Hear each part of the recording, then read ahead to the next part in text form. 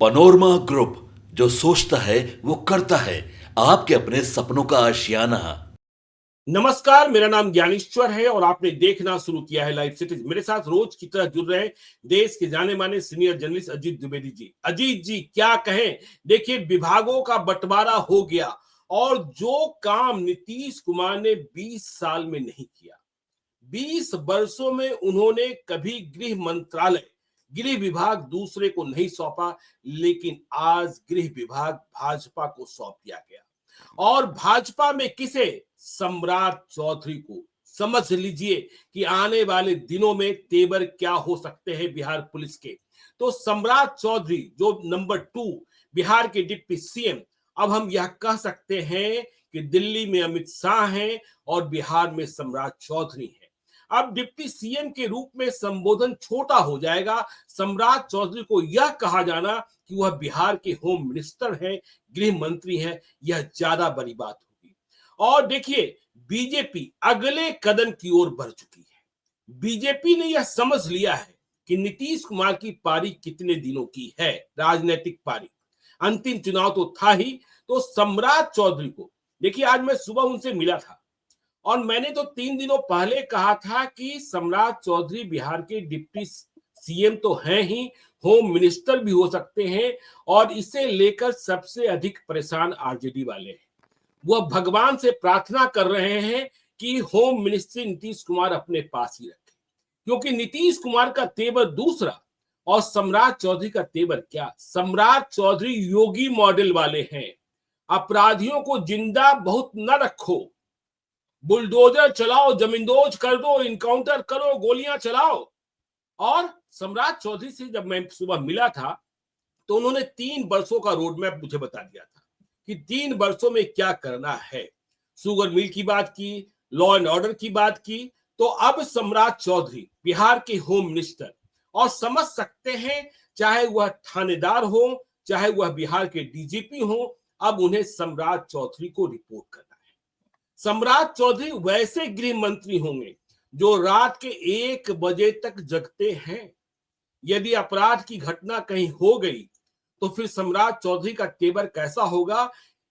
मुझे याद आ रहा है, देखिए, रामानंद तिवारी, शिवानंद तिवारी के पिताजी बिहार के गृह मंत्री थे। फिर बाद में गृह राज्य मंत्री कभी हो गए थे भोला प्रसाद सिंह। बम चलैया गोला जीतेगा बम भोला, हदौर से ही चुनाव जीतते थे, नीतीश कुमार से टकरा जाते थे। तो सम्राट चौधरी बिहार के नए गृह मंत्री, फिर से हम कह रहे हैं, दिल्ली में अमित शाह, बिहार में सम्राट चौधरी। अब सावधान रहना होगा अपराधियों को और यह सोचकर चलना होगा। देखिए, लोग जब से विभागों का बंटवारा हुआ है, कहा जा रहा है पता नहीं अगले कितने घंटों के बाद बिहार में इनकाउंटर्स की शुरुआत हो जाएगी। मतलब सम्राट चौधरी जो कहते रहे हैं कि फ्री हैंड, स्पीडी ट्रायल और बहुत लंबी न्यायिक प्रक्रिया, यह सब तो है, ठीक है, किताबों में लिखी हुई बातें हैं। लेकिन उत्तर प्रदेश को कैसे ठीक किया योगी आदित्यनाथ ने कि वहां अपराधी अपराध करने से डरते हैं। तो सम्राट चौधरी भी वैसा ही, उनके बयानों को हम और आप सुनते रहे हैं। मिट्टी में मिटा देंगे, पाताल लोक से निकाल के खत्म करेंगे, जमींदोज कर देंगे, बुलडोजर चलेगा। तो सबसे बड़ा मंत्रालय, गृह मंत्रालय, नीतीश कुमार ने छोड़ा, बीजेपी के जिम्मे कर दिया। और कहा जा रहा है कि मंत्रालयों के बंटवारे में जो देरी हो रही थी वह इस कारण से ही हो रही थी कि गृह मंत्रालय बीजेपी को लेना था। सुबह सम्राट चौधरी आश्वस्त नहीं थे कि हाँ, इतना बड़ा परिवर्तन हो सकता है, लेकिन ये हो गया। बाकी मंत्रालयों की चर्चा कर लेंगे, लेकिन सबसे बड़ी बात, गृह मंत्रालय सम्राट चौधरी के पास। अब आगे बिहार में भाजपा और बिहार में गृह मंत्री के रूप में सम्राट चौधरी के तेवर। अजीत जी, आगे आपकी टिप्पणी। देखिए ज्ञानेश्वर जी, सबसे पहले तो इसके राजनीतिक जो के पहलू है, जो पॉलिटिकल फॉल आउट होना है, हम लोग उसको समझने की कोशिश करते हैं। एक बड़ा पॉलिटिकल फॉल आउट हम इस चीज को इसके पहले जब टिकट बंटवारा हुआ उससे कनेक्ट करते हैं। हम वहां से अगर बात शुरू करें, देखिए, तारापुर सीट अपनी जीती हुई सीट थी जो नीतीश कुमार ने छोड़ी, और नीतीश कुमार ने वो सीट छोड़ी भारतीय जनता पार्टी के लिए नहीं, नीतीश कुमार ने वो सीट छोड़ी सम्राट चौधरी के लिए। जी। नहीं तो वो तो हमको पता है, हम लोग को आपको की सीटों को लेकर के किस तरह की खींचतान चल रही थी। वो बिल्कुल एक भी सीट छोड़ने को तैयार नहीं थे, अपनी जीती हुई सीट। जब उनके सामने ये प्रस्ताव आया कि सम्राट चौधरी लड़ेंगे तो उन्होंने कहा था कि ठीक है, हम सम्राट चौधरी के लिए सीट छोड़ देंगे। तो वो उन्होंने सीट छोड़ी सम्राट चौधरी के लिए। फिर अभी गृह मंत्री का पद छोड़ा, वह भी सम्राट चौधरी के लिए छोड़ा। जी बिल्कुल। तो और गृह मंत्री इनके जो काम होंगे उसकी एक झलक आपने एक संकेत उसका दिया, हम लोग उस पर भी बात करेंगे। लेकिन हम उसका एक बड़ा राजनीतिक में एक डिजाइन देख रहे हैं, एक बड़ा पॉलिटिकल डिजाइन देख रहे हैं कि नीतीश कुमार ने अपनी पार्टी की जीती हुई सीट छोड़ी उनके लिए। फिर उनके लिए जब वो डिप्टी सीएम हुए तो इस बार उनके लिए अपना गृह मंत्रालय छोड़ा। और सम्राट चौधरी अब राजनीतिक रूप से भी इसके एक सीधा मतलब यह है कि भारतीय जनता पार्टी के तरफ से तो वो चेहरा है ही, भारतीय जनता पार्टी के बिहार की राजनीति के चेहरा नंबर 1 चेहरा वो है, क्योंकि विधायक दल के नेता भी हैं। दूसरे नंबर पर उन्होंने शपथ ली थी, सरकार में उनकी हैसियत नंबर 2 है। लेकिन नीतीश कुमार की राजनीति के उत्तराधिकारी, जो उनकी राजनीतिक विरासत संभालने की जो बातें होती रही हैं, चर्चा होती रही हैं, भले अभी घोषित नहीं हुआ है लेकिन वो सम्राट चौधरी हो गए। जो नीतीश कुमार की राजनीतिक विरासत है, जो उनकी राजनीति है, वो ट्रांसफर हो रही है धीरे धीरे समय समय जो है सम्राट चौधरी को। तो ये तो इसका राजनीतिक पहलू है जो आप जोड़ लेंगे टिकट से लेकर के अभी तक, तो वो समझ में आ जाएगा। अब दूसरी बात, गवर्नमेंट में नंबर 2 की पोजीशन की बात होती है, सरकार में नंबर 2 की पोजीशन के पर वो थे पिछली बार भी, जब वो फाइनेंस मिनिस्टर थे तभी थे। वो इस बात से भी तय होता है कि मुख्यमंत्री के ठीक बाद कौन शपथ लेता है। दूसरे नंबर पर डिप्टी सीएम के तौर पर उन्होंने शपथ ली। और बिहार विधानसभा में जो सबसे बड़ी पार्टी है उसके विधायक दल के नेता है। बिल्कुल, नीतीश कुमार अपनी पार्टी के विधानमंडल दल के नेता है, वो विधायक तो एमएलए तो नहीं है, तो विधायक दल का नहीं, विधानमंडल के नेता है। सम्राट चौधरी सबसे बड़ी पार्टी के विधायक दल के नेता है, 89 एमएलए के नेता है। तो इस नाते भी उनकी हैसियत, उनका कद एक बड़ा है। क्योंकि पिछली बार उनकी पार्टी 1 नंबर थी, लेकिन बाद में 1 नंबर 2 नंबर की कशमकश चल रही थी। तो 1 नंबर पार्टी के नेता है, दूसरे नंबर पर शपथ ली है और विभाग उनको मिला है गृह मंत्रालय। अब गृह मंत्रालय का एक महत्व तो आपने समझाया। एक और बड़ा महत्व जो है गृह मंत्रालय का, वो ये है कि हमने देखा है कई मैक्सिमम राज्यों में मुख्यमंत्री ही अपने पास गृह मंत्रालय रखते हैं। और उनकी जो दिन भर की दिनचर्या होती है उसमें एक महत्वपूर्ण मीटिंग उनकी सुबह में होती है एडीजी विजिलेंस के साथ। जो विजिलेंस की जो रिपोर्ट्स आती हैं वो गृह मंत्री को मिलती हैं रेगुलर। वो गृह मंत्री के लिए सबसे इंपॉर्टेंट एक मीटिंग्स में से एक मीटिंग होता है। आप ध्यान करिए कैसे प्रधानमंत्री के साथ आईबी के चीफ की बैठक होती थी। रोज सुबह नाश्ते के समय आईबी के चीफ जो है सो प्राइम मिनिस्टर को ब्रीफ किया करते थे। मनमोहन सिंह बिहार में स्पेशल ब्रांच जो है सो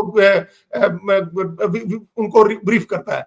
प्रधानमंत्री को ब्रीफ करने की परंपरा मनमोहन सिंह के समय खत्म हुई जब पी चिदम्बरम गृह मंत्री हुए। तो पी चिदम्बरम इतने पावरफुल गृह मंत्री थे और प्रधानमंत्री को अपने दूसरे कामों में लगना था, उनको गृह के और दूसरे लोगों के मतलब जो आईबी का काम होता है उसमें उनकी दिलचस्पी नहीं रहती थी। तो आईबी ब्रीफ करने लगा था गृह मंत्री पी चिदम्बरम। अब यहाँ अब तो मुख्यमंत्री क्या ब्रीफिंग अभी भी ब्रीफिंग नहीं ले रहे होंगे, उनके बिहाफ में जो अधिकारी लेते होंगे अब वो सारी ब्रीफिंग शिफ्ट हो जाएगी सम्राट चौधरी के पास। बिल्कुल उनकी अपने वो सारी ब्रीफिंग जो है स्पेशल ब्रांच की, विजिलेंस की, पुलिस की सारी ब्रीफिंग जो इंपॉर्टेंट ब्रीफिंग होती है, जिसमें बहुत सारी चीजें ऐसी होती हैं जो ऑफ द रिकॉर्ड होती हैं, जनता को उसके नहीं बताया जाता है और जनता को उसे कोई मतलब नहीं होता है। लेकिन तमाम नेता किसकी क्या मूवमेंट है, कौन कहाँ गया, किससे मिला, क्या पॉलिटिक्स हो रही है, मतलब ये सिर्फ सिक्योरिटी को लेकर के नहीं होती है। सिक्योरिटी को भी ब्रीफिंग होती है कि क्या कंसर्न है सिक्योरिटी के। अब नक्सल कम बचे लेकिन इसके बावजूद नक्सल की और ऑर्गेनाइज्ड क्राइम की और दूसरे क्राइम्स की वो ब्रीफिंग होती है। लेकिन एक बड़ी ब्रीफिंग उससे पॉलिटिकल भी होती है। तो वो सब अब सम्राट चौधरी के पास है। सम्राट चौधरी के पास अब वो तमाम इंफॉर्मेशन होंगे जो प्रिविलेज होता था कि मुख्यमंत्री के पास होंगे।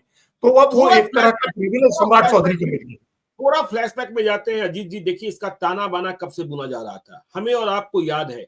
आरएस भट्टी केंद्रीय प्रतिनियुक्ति पर वापस गए, डीजीपी से बने। आलोक राज बिहार के डीजीपी बने थे और फिर जब आलोक राज को हटाया जा रहा था, या यूं कहें कि कुंदन कृष्णन को सीआईएसएफ से वापस, जो क्राइम कंट्रोल के मास्टर माने जाते हैं, एंटी क्रिमिनल माने जाते हैं, तो कुंदन कृष्णन केंद्रीय प्रतिनियुक्ति से वापस आने को तैयार नहीं थे। लेकिन उन्हें सम्राट चौधरी ने, तब वह डिप्टी सीएम थे, सम्राट चौधरी ने समझाया था मैं हूं ना, मेरे भरोसे पर आप आइए, आपको फ्री हैंड मिलेगा। तो कुंदन कृष्णन आए, फिर आपने देखा आलोक राज हटे और विनय कुमार, दोनों की ट्यूनिंग शानदार। बीच के दिनों में जब कुछ अपराध की घटनाएं अधिक बढ़ी, प्रतिवेदित हुई, तब चिंता की बात हुई थी।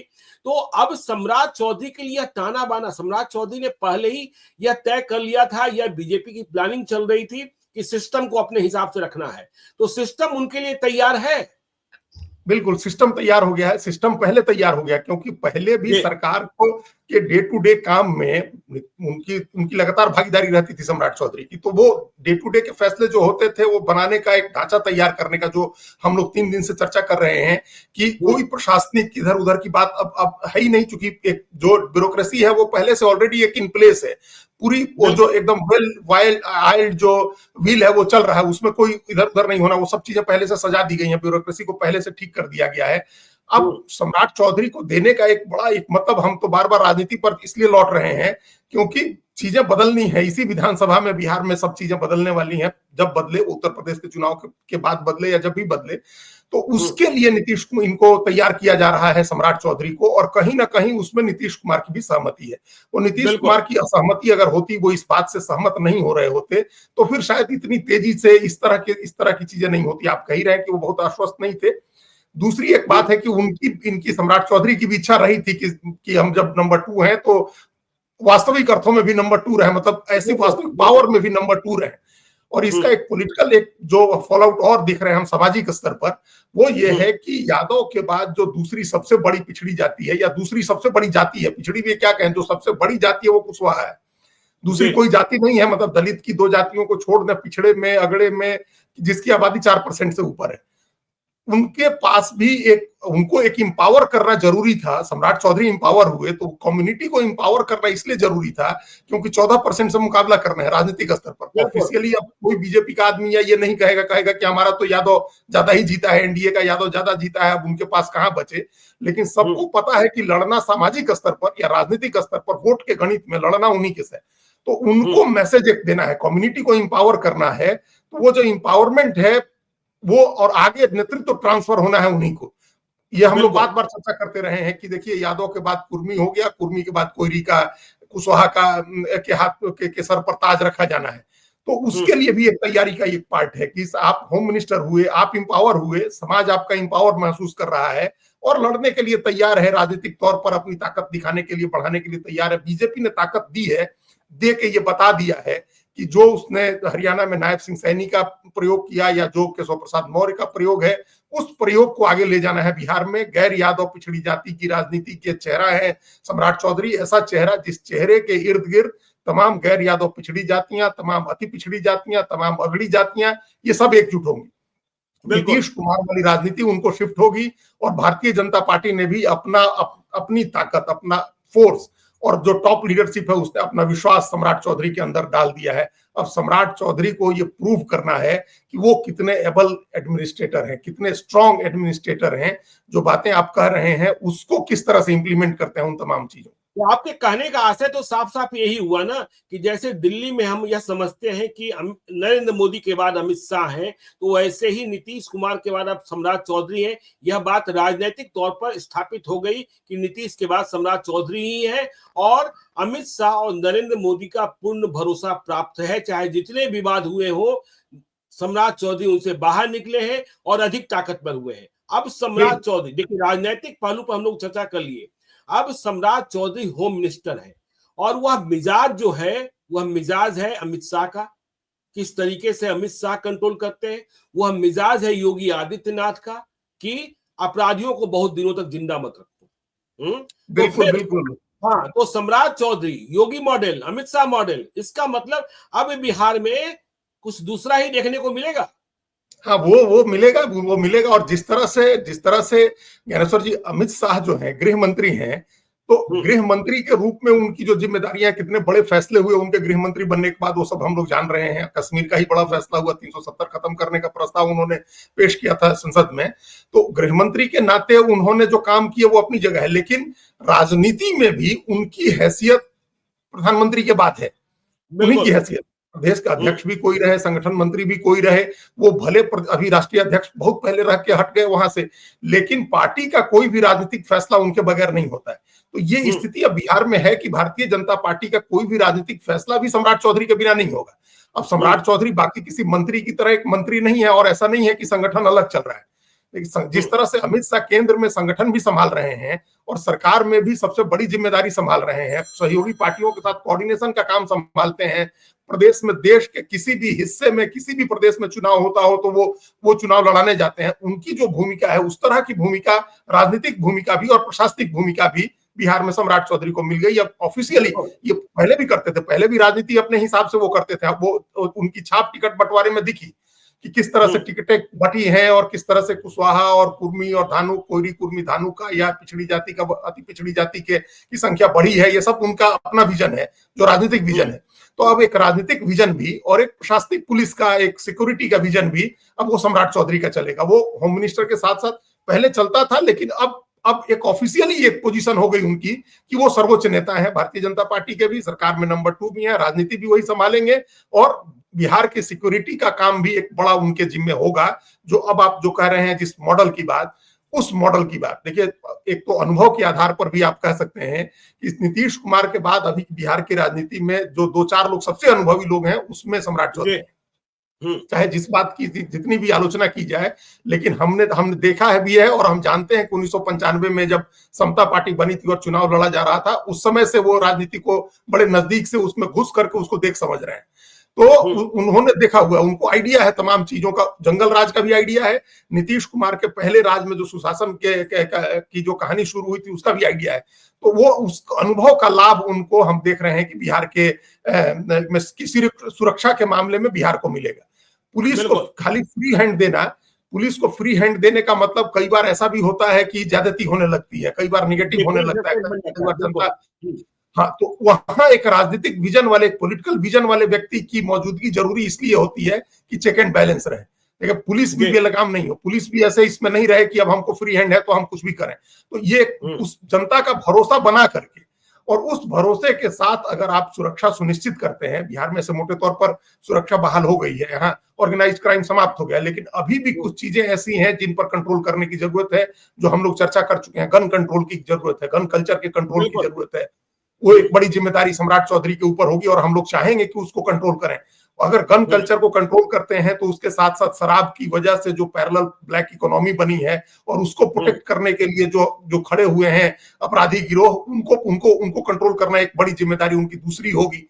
जमीन के झगड़ों में जो आजकल चारों तरफ यहाँ जमीन कब्जा करो, वहां जमीन कब्जा करो, आप उसके जो झगड़े हैं वो लॉ एंड ऑर्डर की बड़ी समस्या उससे बन रही है, उसको एक ठीक करना एक हमारा निजी तौर पर भी हमारा एक आग्रह, बहुत सारे लोग कह रहे हैं और वो उतना बहुत बड़ा इशू नहीं है, लेकिन जो गानों में, भोजपुरी गानों में और जो सोशल मीडिया पर जो नैरेटिव है रील्स के जरिए कास्ट का, गन कल्चर का, एक दूसरे को नीचा दिखाने का, ये बड़ा लॉ एंड ऑर्डर का इससे बड़ी सिचुएशन बड़ी बन रही है, बहुत प्रॉब्लम हो रहा है। इन चीजों को कंट्रोल करना, तो ये अब तो उनके दायरे में है, अपने हाथ में है। वो अपनी उनके पास दृष्टि है, अनुभव है और राजनीतिक ताकत है। अजीत जी, हम और भी समझ रहे हैं। देखिए, बिहार को नया होम मिनिस्टर ऐसा मिला है। देखिए, जब आप क्राइम कंट्रोल की बात करते हैं तो आपके पास ह्यूमन इंटेलिजेंस की बड़ी जरूरत होती है। नीतीश कुमार एक सीमित दायरे में रहने वाले मुख्यमंत्री हैं, लेकिन सम्राट चौधरी की कनेक्टिविटी, आज भी मैं जब सुबह गया था उनसे मिलने तो हमने देखा सैकड़ों लोग वहां भरे पड़े हैं। तो बिहार का कोई हिस्सा नहीं होगा, बिहार का कोई पंचायत ऐसा नहीं होगा जहां सम्राट चौधरी के 4 लोग नहीं होंगे।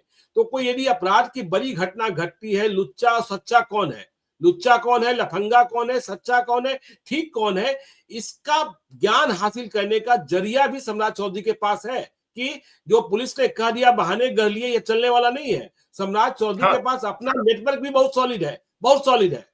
हाँ, बहुत सॉलिड है और पुलिस में भी उनके सब जानने वाले लोग हैं, सबके साथ सीधा डायरेक्ट कांटेक्ट है उनका।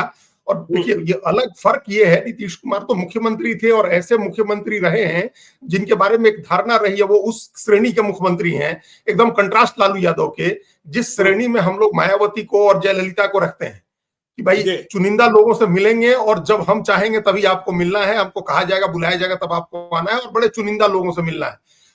सम्राट चौधरी का वो नहीं है। सम्राट चौधरी तो सबसे मिलते हैं, उनकी मुलाकातें होती रहती हैं, उनके दौरे होते रहते हैं, उनका अपना क्षेत्र, और तो वो उस नाते उनके पास ह्यूमन इंटेलिजेंस होगा और सही समझ की उनके पास जानकारी भी होगी। अजीत जी, मिलते ही या कहना बात तो छोटी हो जाएगी, आप रात को 1 बजे उन्हें फोन कर लीजिए, यदि वो सो नहीं गए हैं, मोबाइल बंद नहीं हो गया है, और यदि उन्होंने किसी कारणवश नहीं देखा, यदि वह समझ रहे हैं कि बात किया जाना आवश्यक है, यह आदमी अनावश्यक बातें नहीं करता है, तो 5 से 10 मिनट के भीतर रिवर्ट आ जाएगा, कॉल आ जाएगा। बिल्कुल बिल्कुल आ जाता है, बिल्कुल आ जाता है, इसमें कोई संदेह नहीं है। और ये बात सिर्फ ऐसा नहीं है कि हम आप जानते हैं उनको या हम आप पत्रकार हैं तो इस नाते हमारा एक्सेस है या हमारी दोस्ती, हम इस नाते जान रहे हैं उनको, इसलिए पुराने लोग, पुराने संबंध हैं। दूसरे लोग भी, राजनीतिक लोग भी। आज सुबह की बातचीत में आपका भी जिक्र आया कि अजीत जी की भविष्यवाणी और अजीत जी की समीक्षाएं और हम लोग की चिंताएं, तो उन्होंने कहा कि देखिए जो आप लोग कर रहे थे, जो बता रहे थे, वो सच बता रहे थे, बाकी चिंता करने की जरूरत नहीं थी, सरकार है, सरकार बाकी देखती है। हाँ, तो हम लोग तो देख रहे थे जमीन पर, जो जमीन पर देख रहे थे, सच्चाई बता रहे थे। आज इसलिए हम समस्तीपुर रहे, पूसा रहे, आज मोतिहारी में है, जितने लोग मिल रहे हैं, हर व्यक्ति हम लोगों के थंबनेल को लोगों ने शेयर किया हुआ है, लोगों ने सेव करके रखा हुआ है। पहले बहुत सारे लोगों का विश्वास था कि कैसे 80% स्ट्राइक रेट, 81% स्ट्राइक रेट, तो लोगों ने जोड़ लिया कि भाई जब आप कह रहे थे कि जेडीयू का स्ट्राइक रेट 81% होगा तो एनडीए का स्ट्राइक रेट 81% होगा, तो आप लोग तो बता रहे थे कि 194 सीट आ रही है। बिल्कुल, हमने नहीं जोड़ा, हमने कभी नहीं जोड़ा, लेकिन लोगों ने जोड़ के बताया कि 81% स्ट्राइक रेट का मतलब 194 सीट होता है। आप तो कह ही रहे थे कि इतनी सीटें आ रही हैं। तो हम लोग तो देख रहे थे ग्राउंड पर। हम लोग का कोई राग द्वेष किसी तरह का नहीं है, निजी संबंधों को रख के यहाँ जब हम लोग बैठते हैं तो इस उम्मीद, ये जो बातें हम लोग कहते हैं, ये सोच के कहते हैं कि अमेरिका में भी, सैन फ्रांसिस्को और कैलिफोर्निया में या जर्मनी में किसी जगह पर बैठा हुआ व्यक्ति और डेनमार्क में बैठा हुआ बिहारी भी देखता है इस प्रोग्राम को, और वो इस निष्ठा के साथ देखता है कि हम लोग कह रहे हैं तो सही कह रहे हैं। तो यहाँ हम लोग मिलावट नहीं कर सकते हैं, कतई मिलावट नहीं कर सकते हैं, क्योंकि फिर वो अपनी साख का सवाल है, और एक दिन के लिए तो कर नहीं रहे हम लोग, पत्रकारिता 40 साल से हम लोग कर रहे हैं। तो ये हम लोग जो देख रहे थे सो बता रहे थे। अब उनके साथ इसलिए हमने कहा कि हमारे आपके संबंध का मामला नहीं है, दूसरे लोगों से भी, किसी से भी पूछिए, किसी पॉलिटिकल व्यक्ति से पूछिए, किसी पत्रकार से, किसी अधिकारी से पूछिए कि वो संपर्क करना चाहे और सम्राट चौधरी से संपर्क होता है कि नहीं होता है। उनसे संपर्क होगा, वो आपकी बात उन तक पहुंचेगी। तो ये तो बहुत बड़ी चीज होती है एडमिनिस्ट्रेशन चलाने के लिए। लालू यादव सिर्फ ने अपने इस ताकत का इस्तेमाल सिर्फ राजनीति के लिए किया था, उन्होंने शासन में इस ताकत का इस्तेमाल नहीं किया। शासन में इस ताकत का इस्तेमाल नरेंद्र मोदी करते हैं, इस ताकत का इस्तेमाल इंदिरा गांधी करती थी, कि उनके पास जो लोग हैं उन लोगों से फीडबैक लेना, पॉलिटिकल फीडबैक लेना, गवर्नेंस का फीडबैक लेना, ये नरेंद्र मोदी की ताकत है। उन्होंने बतौर प्रचारक और बतौर जो वो संघ के नाते और बीजेपी के संगठन मंत्री के नाते जहां जहां काम किया, उसका इस्तेमाल करते हैं शासन में। उनके पास कैसे इतने लोगों की जनभावना को कैसे समझते हैं। तो ये जनभावना को समझने वाली भी तो ताकत है सम्राट चौधरी की, वो निजी संबंधों के कारण है। तो वो सब हम लोग उम्मीद करते हैं कि वो सब दिखाई देगा बिहार में सुरक्षा व्यवस्था कायम करने में। देखिए बिहार की बड़ी बदनामी इस बात को लेकर के भी रही है कि अपराध बहुत होता है, और वो हालांकि क्राइम हम लोग चर्चा कर चुके हैं कि कई राज्यों के नीचे हैं हम लोग आंकड़ों के हिसाब से, लेकिन एक परसेप्शन, धारणा बनी हुई है, और वो धारणा सम्राट चौधरी के नाम से, उनके काम से बदलनी चाहिए, ऐसी उम्मीद है। मैं इसे दूसरे अर्थ में भी देखता हूं। देखिए जब आज सुबह हम सम्राट चौधरी से मिल रहे थे तो उन्होंने कहा कि देखिए हमें बंद पड़े चीनी मिल खोलने।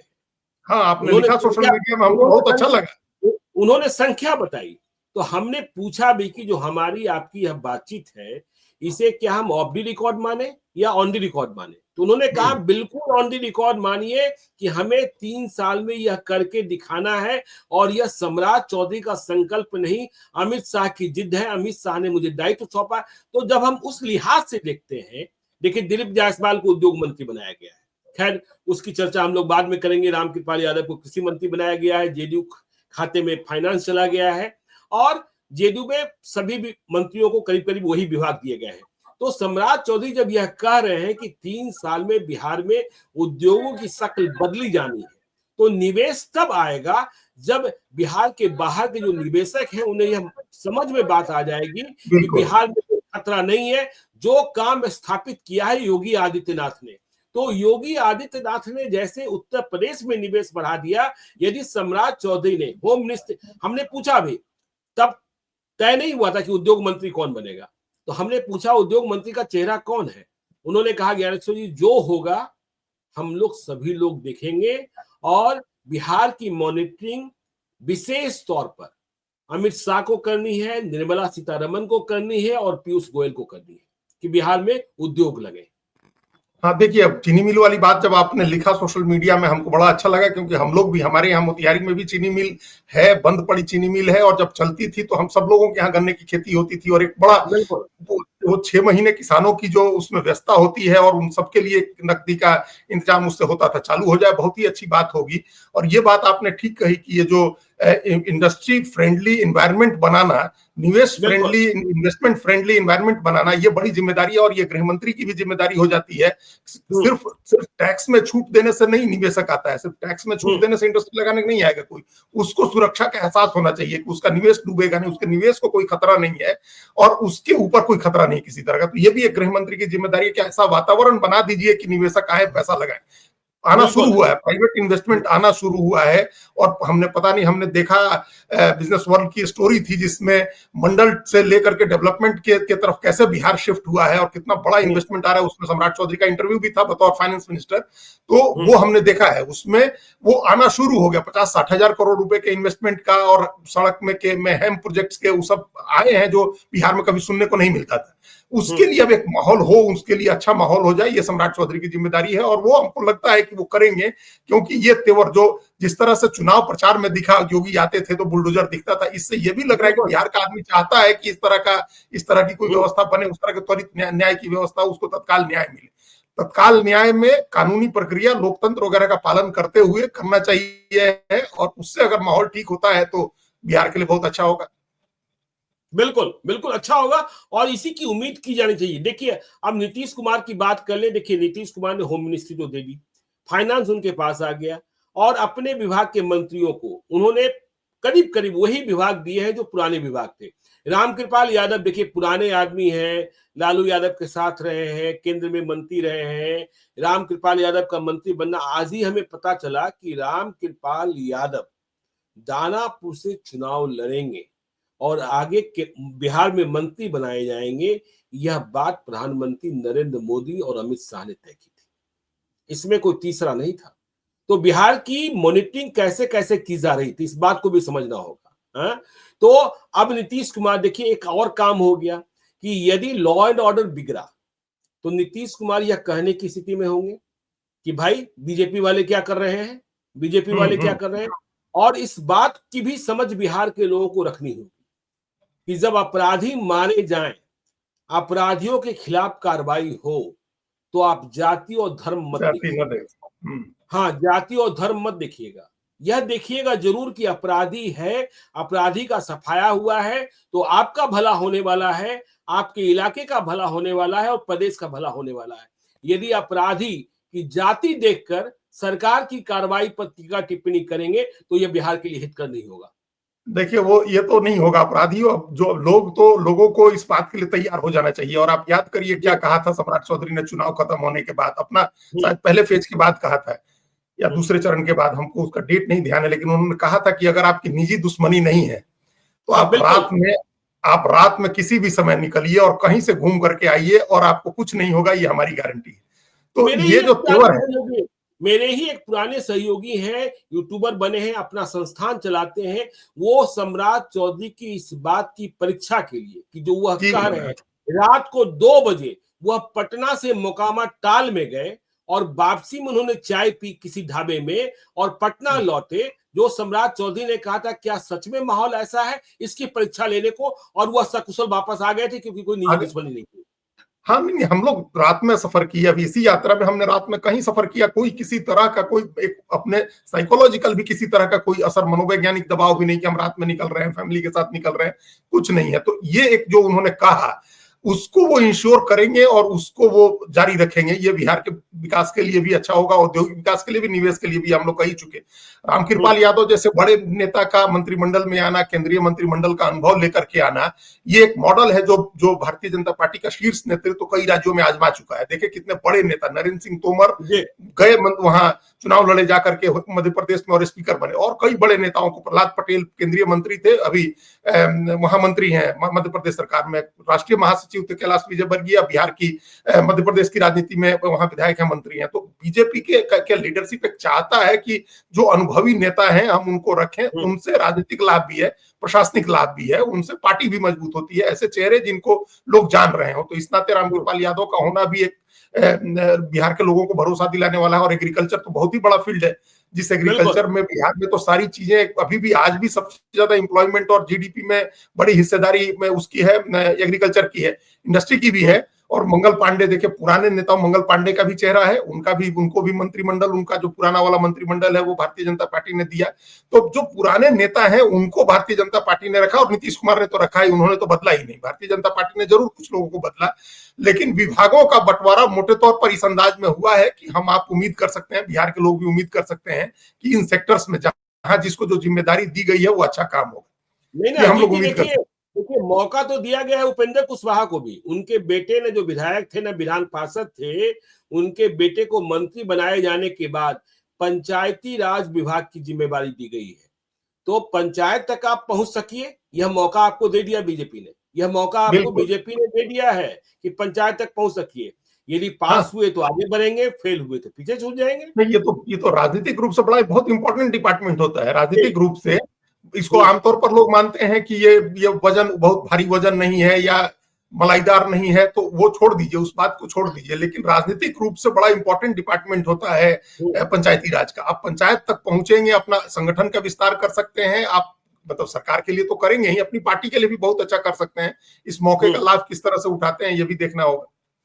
चलिए, तो देखना होगा। अब बिहार में सम्राट चौधरी हैं, दिल्ली में अमित शाह हैं, और अब बिहार में देखिए क्या होगा।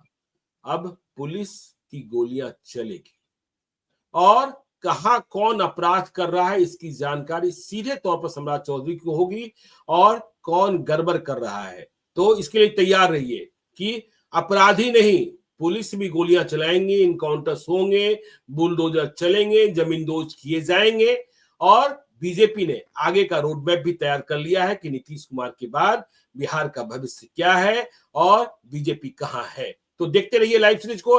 यदि अब तक आपने हमारे यूट्यूब चैनल लाइव सीरीज को सब्सक्राइब नहीं किया है तो जरूर कर लीजिएगा, और यदि इस वीडियो को आप फेसबुक पेज के माध्यम से पेज को लाइक कीजिएगा, हैंडल एक्स पर भी हमें फॉलो कीजिए। धन्यवाद।